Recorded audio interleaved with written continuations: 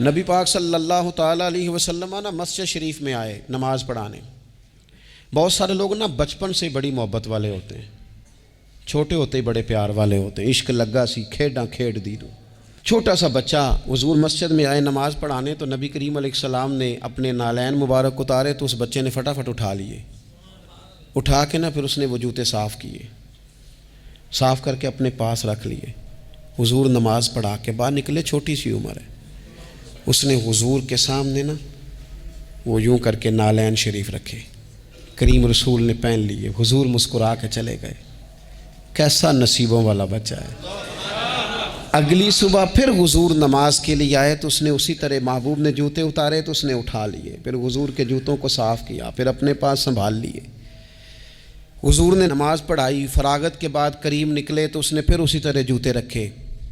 تیسرا دن ہوا، وہ یوں سامنے کھڑا ہے، حضور نے یوں مسکرا کے دیکھا، کریم نے دیکھا، محبوب نے جوتے اتارے، اس نے تھامے، صاف کیے، اپنے پاس رکھ لیے۔ حضور تکمیل نماز پر باہر نکلے، جوتے اس نے سامنے رکھے۔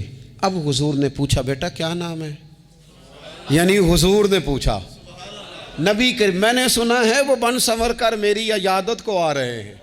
یہ دیکھو نا، نرخ بازار محبت کا انوکھا ہی ہو گیا، نرخ بازار محبت کا انوکھا ہی ہو گیا، خود خریداروں میں شامل آ کے مولا ہو گیا۔ یعنی حضور نے خود حال پوچھ لیا، نبی کریم نے حال پوچھا کیا نام ہے؟ اس نے کہا فلاں نام۔ باپ کا کیا نام ہے؟ حضور فلاں بن فلاں۔ کس قبیلے سے ہو؟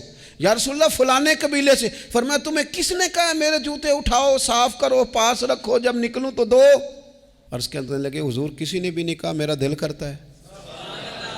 یا رسول اللہ میرا دل کرتا ہے، مجھے کسی نے بھی نہیں کہا۔ محبوب کریم نے نا وہیں کھڑے کھڑے دوبارہ رخ پھیرا مسجد کی جانب، کعبے کی جانب منہ کر کے حضور فرمانے لگے اے اللہ یہ تجھے راضی کرنا چاہتا ہے، تو بھی اس سے راضی ہو جا۔ اے اللہ جیسے یہ میری خوشی چاہتا ہے تو بھی اسے خوش کر دے۔